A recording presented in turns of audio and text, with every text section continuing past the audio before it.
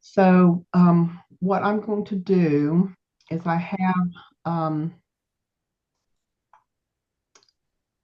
some things to share. And I apologize if this is, here's somebody else, Springhouse School. She was in Chart. She's in Floyd, Virginia. If I'm thinking this is the same person. Springhouse School, are you the one from Floyd, Virginia? Anyway, I'm glad you came. I'll get started. So we're right at the top of the hour. And hi, yeah, she's the one from Springhouse. Very cool. I am new to Perplexity, but I wanted to talk about how I used it on my phone and how I'm using it for my research for my dissertation. And if you have any questions, this is very informal. Just, you know, just raise your hand and start talking, and I'll say, who is that saying that? And I'll try to find you, but please just interrupt me. So what happened is Margot is asked me to cover this. She is out of country. She had to leave because of a visa issue. So I'm not used to this, but I've done presentations for my job, and I'm not nervous or anything. I'm more nervous about sharing my dissertation than anything. But what I've done in May, Margot started talking about perplexity and we had a discussion about AI in general, but perplexity in particular. And I was like, I want to learn how to use that. That's something I really want to learn because I am a former computer programmer. I'm retired, but I'm a geek. So I like all things with computers. I'm not afraid of them. I don't have an issue with AI. I'm probably more trusting than I should be. But it's because I think I understand a little bit about what it's doing, which it's not doing as much as you think it's doing. It's human beings that created this, and it's getting a little out of hand. I have to admit, but you'll see. So what I did first is I set my intention. This is the very first thing that you have to do with perplexity. And I'll talk about nuts and bolts things in a little bit, but first I just wanted to talk about like the overview of it. So, and the purpose of this specific presentation is using it for your research, thesis or dissertation. So I set out and I wrote I had written this and I have this several different places, but I had to get it more succinct. Here's Laura coming in.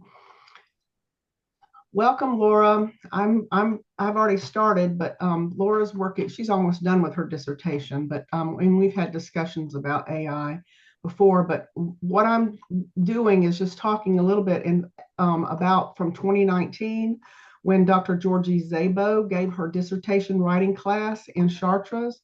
And I came up with my dissertation title, which is Extinction Can Be Fun, Palliative Care for a Dying Planet, which that's provocative, I know.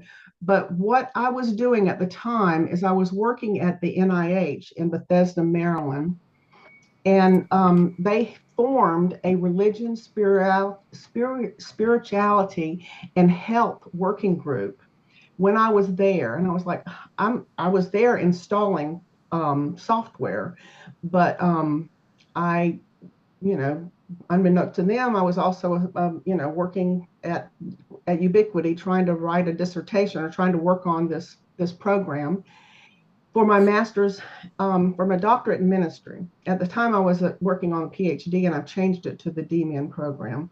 But I also attended graduate school at Duke and the Duke Center for Spirituality and Theology.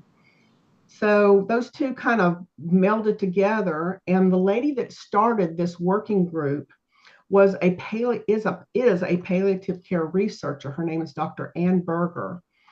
And what she had done is she's created these measurements for stresses in in palliative care, like you're dying. So what are the stresses that you're experiencing? Well, I am a researcher in climate change. I worked with Al Gore's group, the Climate Reality Project, traveled with him, did mentoring with that group. So my dissertation focuses on palliative care for a dying planet, meaning with the climate change stresses. And I happen to live in a county in North Carolina that has a lot of climate stress. So what I'm trying to do for my dissertation is I'm trying to apply the stresses that are associated with palliative care and measurements that Dr. Berger has created, and interviewing people that are stressed because of climate change that are specifically in my small community. So that's what I had to do first before I could even start using Perplexity. And it sounds like it's a convoluted way, but are there any questions at this point? Because that's the very first thing you need to do before you use Perplexity is come up with a question. What is your research? And it doesn't have to be that specific. Mine is very specific because I've worked on it a lot. Laura was there in the class. She's worked on her PhD for a while. But I got my research down, my research question down to something that's, what research focus will help mitigate human suffering in the context of the climate crisis. That's my question. So I really boiled it down. I was able to boil it down, but I came up with a very provocative title. I think this extinction can be fun because that's what I felt. We used the energy, to kind of come up with this. And I felt like asking these questions and trying to solve this problem would help heal me. You see, it's not, my dissertation is not about healing others necessarily. It's about my pain that I'm feeling because of the climate crisis, right? So that's what pricked my heart.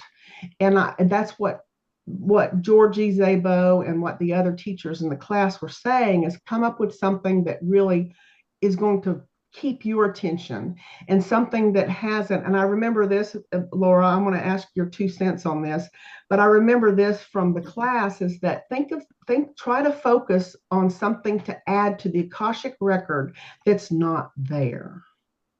Do you remember that, Laura?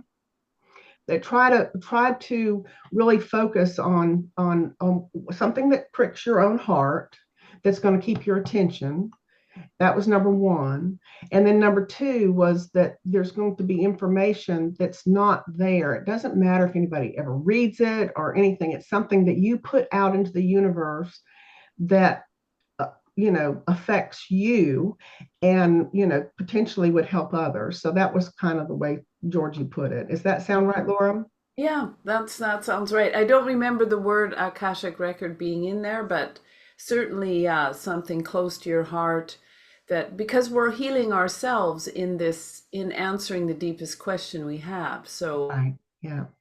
Well, I said Akashic record because that's what Georgie Zabo worked on with Laszlo, right? That's what his specific focus is the Akashic record.